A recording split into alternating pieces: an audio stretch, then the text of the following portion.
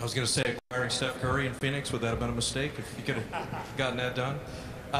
Both of you guys have talked about staff and the quality of staff. You know, Phil Jackson hired Johnny Bach and Tex Winter and Jim Clemens. He was a CBA head coach and hired iconic assistant coaches. And Bob, you talked about staff being the people that touch the players the most in terms of strategy development and assisting the head coach.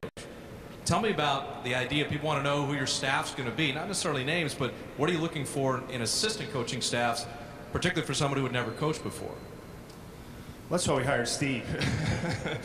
No, I think staffing is very important at all levels of the organization, certainly on the coaching side, Bob. But the good thing is that the NBA is a small fraternity. So if you don't know somebody directly, you know someone that knows that person directly. So it's very easy to get background, to do your due diligence and find out who the best people are. But Steve's spent his entire professional career in the NBA, whether as a player, as a GM, now as a broadcaster. So I can tell you his phone probably is ringing right now with candidates. So it's not about who's available, it's more about picking the right people. And that's a process, just like going through a coaching search is a process. You interview the person, you designate internally, and especially Steve, what are the areas that he feels like he needs the most support in? Is that on the defensive side, offensive side, organizational side? And that's for Steve to decipher and figure out. We'll certainly collaborate, but bottom line is any coach in the NBA at the head coaching level picks their staff, needs to be comfortable with their staff, and we're very confident Steve will do that.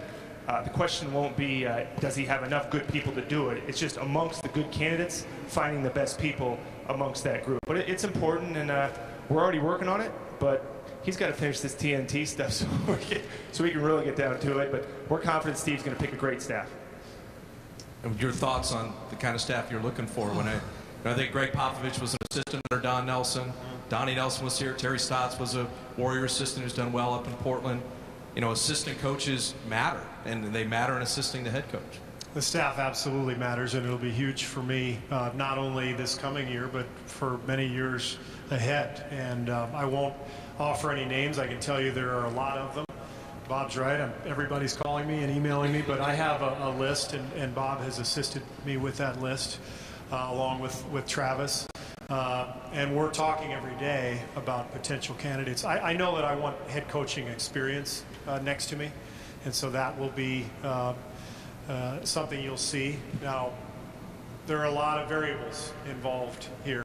Coaches who are, possibly still working on other staffs or have other commitments.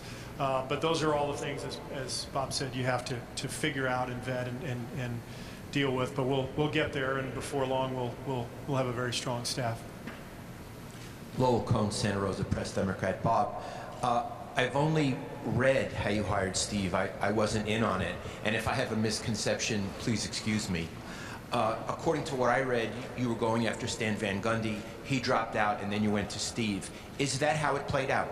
Well, certainly, Lowell, that's how it was reported, but it's a little bit different than that. I would say that when we began the coaching search, we identified a short list of candidates. Steve was one of them, Stan was one of them, a couple other people that we were in line to interview, and we immediately reached out and said, we'd like to meet with Stan, we'd like to meet with Steve. Unfortunately, Steve was going through the process with the Knicks, so we felt at that time we were not going to be able to even interview Steve, let alone hire him. So I've read it reported that Stan was our first choice, or Steve was our first choice. My opinion is, and I think ownership shares this, you don't designate a first choice until you've actually met with somebody. So that's how we went about the process. I know it's been reported a little bit differently, but people don't know everything we do. In this day and age, they know a lot of what we do.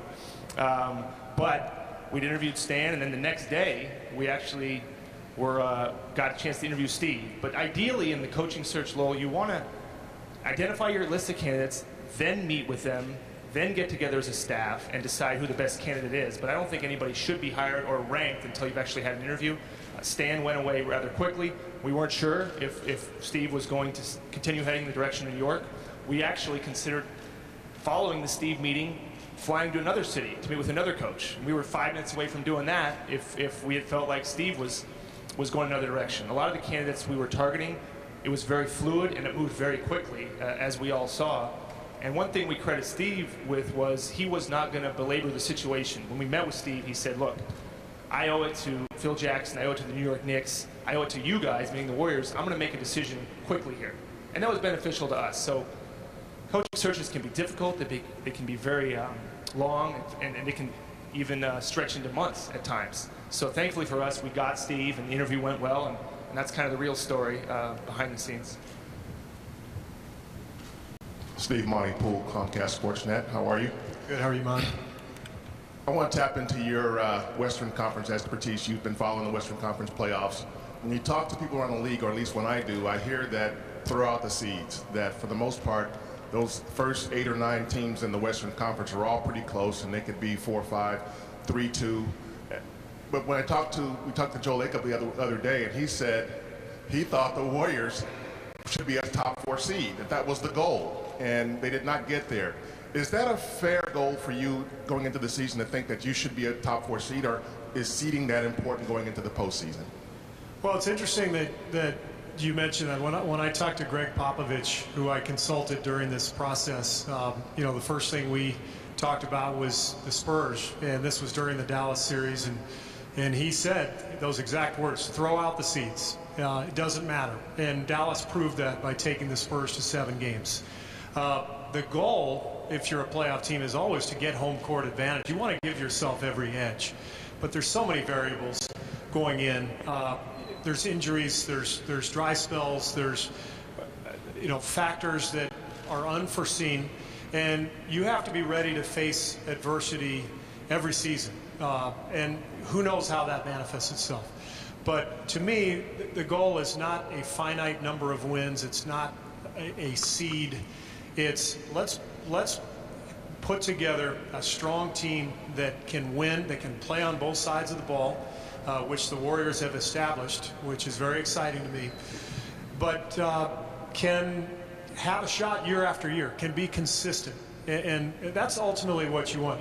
The Spurs, if you look at their success, and I'm not trying to compare us to the Spurs. Nobody can compare to the Spurs right now.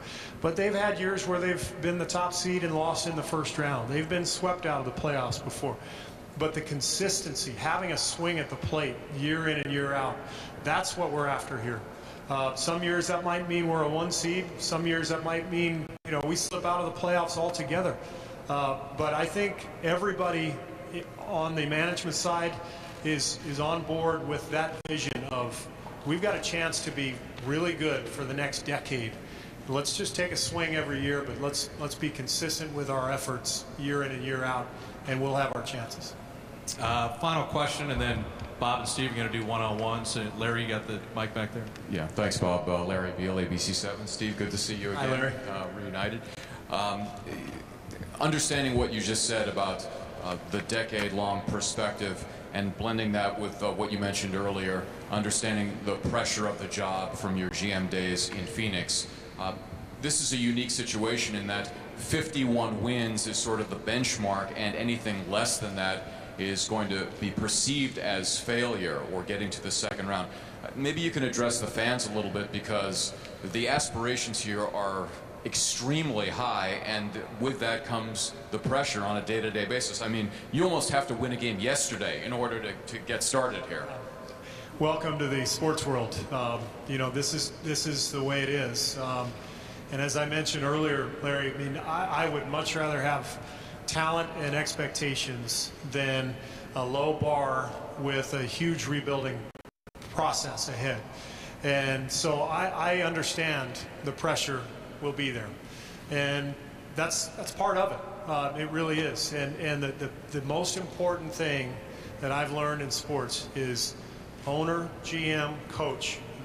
That troika, that relationship between those three is critical.